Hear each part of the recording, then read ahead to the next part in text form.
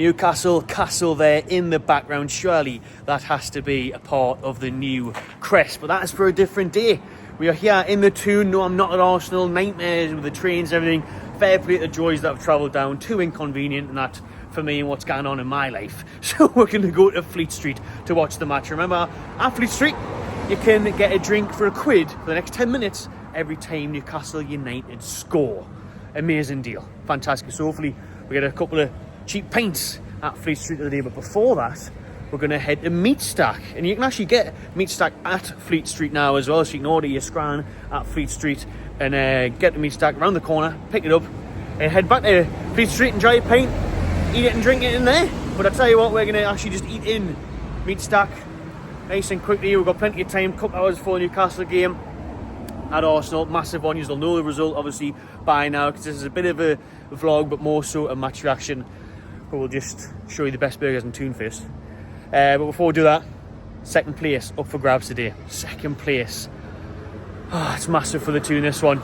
I'm feeling nervous now. I don't know why, because obviously we can secure Champions League football with a big 3 points.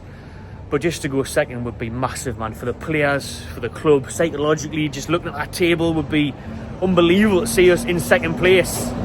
Big game of the day. Can we beat Arsenal for the 4th time this season? They haven't scored against for this season. Emirates is normally a difficult place to go. Haven't won there in the league since 2011, I think it is. Andy Carroll. Obviously, we did it this year, though, in the Carabao Cup. So let's go there, do it again today. We'll be back soon with some team news. For all that sort of stuff, though, let's head to Meat Stack. Get some scran doing it.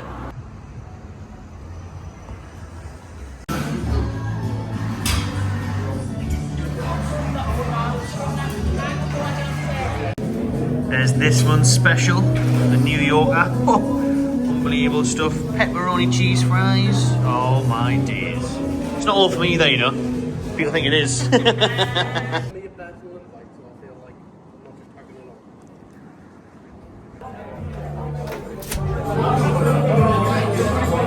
Last time out against Arsenal.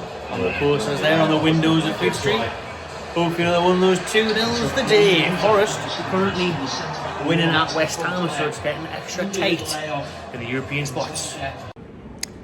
Alexander Isak is out. You'll know this because this will come out after the game, but oh, what a nightmare that is. Right, doesn't matter. We need a big performance from Callum Wilson. Newcastle's number 9. He needs to step up when he's came off the bench and stuff. In recent months, he hasn't quite looked up at it. But like I said in the podcast, we knew Isak wasn't up for it. You know, that groin injury is really hampering him, and he's ruled out today. But the one positive is that Sven Botman is back. Let's hope he is fit enough to be back. He is in the starting lineup. So let's see how we get on against the Gunners. Oh, how I want Newcastle in front. It's half time, it's 0-0, but I'll tell you, it's David Raya. Their keeper has pulled off some amazing stops for them. Baines' header, Bruno's shot, Barnes as well. We should be in the lead. Arsenal are there for the taking. Please, Newcastle, take advantage of this and get in front second half. Let's go. Fuck off. Fucking nothing, man.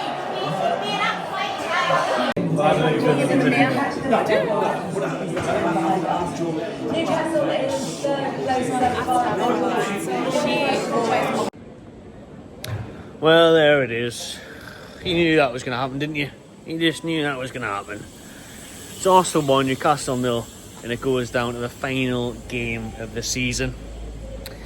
It's going to be an interesting one against Everton next week. We'll talk about that in a minute. We'll just watch the game here at Fleet Street. As you would have seen throughout the video, the vlog, the kind of match day feeling. You know, I did a thing at half time there saying about Newcastle, and it just came out a bite, wasn't it? It really has. I mean, listen, David Raya, he's in the thumbnail. He deserves to be there. He's been fantastic. He's made some top saves, but Newcastle don't take those chances, which they obviously didn't. They invite Arsenal right back into it. You know, you encourage Arsenal to come out second half, to give the home fans something to cheer about. You know, it's their final home game of the season. They're wearing the new shirt, all that carry on. And you give them something to write home about. You give them something to go for. And we should have took one of those chances in the first half. You know, Newcastle started the game and played that first half with real confidence, with real ability, with a bit of a flex about them. Do you know what I mean? We had a bit of showmanship. But second half, we didn't show that much more, to be fair, and it showed the lack of striker quality. You know, Alexander Isak missing today. We have to remember that he wasn't there. I mean, If you watched the game, you would have seen that he clearly wasn't there, not just evident on the pitch, but in terms of his replacement, Callum Wilson, just not quite good enough. Not quite of an attack, of a presence, of anything up front. But it's not just his fault. Listen, first off, like I say, Newcastle, very, very good. Started the game very well.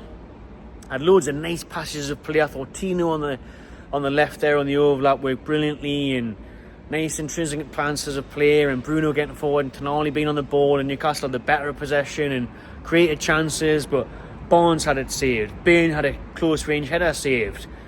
You know, like I say, Bruno had one stopped, and it was one of those where you just think, not feeling this today. I was hoping for a draw. I was thinking, please, let's just take the draw now, because 1 point will be great. You know, you look at that Premier League table of how tight it is. I've just showed it, which we've seen on the screen there in the bar before this clip that I'm talking now, and we're showed just how tight that Premier League is heading into the final fixture of the weekend. But Newcastle's second half weren't as good, weren't showing as much, but Arsenal did a bit more, and it's taking a race again, and it's a great finish from Rice. It is. It's a fantastic shot. It's curled right in the corner. Well done to him. But Gordon, what are you doing, lad? Anthony Gordon, giving that ball away. He's been wanting to get back in the team. He's been knocking on the door for weeks after Harvey Barnes has been producing goals and assists. Gordon's been there. Gordon's been wanting a bit of the action.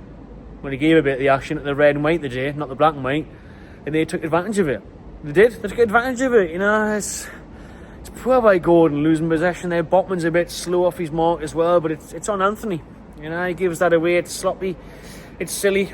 And Rice punishes them, and it's so annoying, man. I don't want to rant. I'm not going to rant today, because I tell you what, the lads did well today. They gave a good account of themselves, especially first half. They did really well. Going to Arsenal, a place where our record is terrible, specifically in the Premier League. It is awful. Haven't won there since 2011. And they did really well. Probably should have been in front at half-time, deservedly. But their keeper makes 3 or 4 great stops. But second half, we're not quite at it. We're not quite creating enough chances or attacking enough. But, you know, we're still doing good. But then Arsenal get their chance and take it. And that's the frustrating thing. That's the annoying thing, is that Rice does make the most of it and they don't do anything. You know, I've been at the Emirates many times. You've seen me people there at Arsenal away, and we've been getting battered. You know what I mean? And not just on the scoreline, but also in terms of chances against us. You know, I've been there and I've seen us get destroyed, not have many chances, barely touch the ball, get beat 3-4-0. It wasn't none of that today. There wasn't any of that today. You know, we held our own, but we still ultimately came away with no points. And those nil points, Eurovision reference there from last night, nil points, 0 points, sees us tied in position with many other teams in the hunt for Champions League. So I think it's 66 points, forgive us if I'm wrong. Sees us going to the final day looking extra tight, and a lot of pressure on that, with Pickford's Everton coming to the Toon. So that game is now massive a week today. Well, this time in a week's time we'll know what the situation is, whether Newcastle need to get Champions League football or not. It's a close one, it's a tight one. Listen, I think we'll beat Everton, and I think we'll do it. But obviously Chelsea play Forest. Forest got a big win the day, so that can see a lot. You know, that can determine how things will pan out. But Newcastle, it's still in our hands. With Newton's in our hands, it's a tough ask. Listen, I was trying to be optimistic today, trying to be confident, thinking that we could go at the Emirates and get a win, go second. I would love to have won second, love to have finished second. It would have been amazing, as I said earlier in the video and as I've said during the week, but it's not meant to be. Listen, we're still in third, and third is in our hands. Our goal difference is superior. I said this months ago, and I've been saying it for a while, that goal difference could come down to it and could be the decider on the final Sunday of the season, on that last match day of the campaign, and that is still the case. It is all going to come down to what happens a week's time. So if we beat Everton, we've done it. 3 points, lovely stuff, it's ours.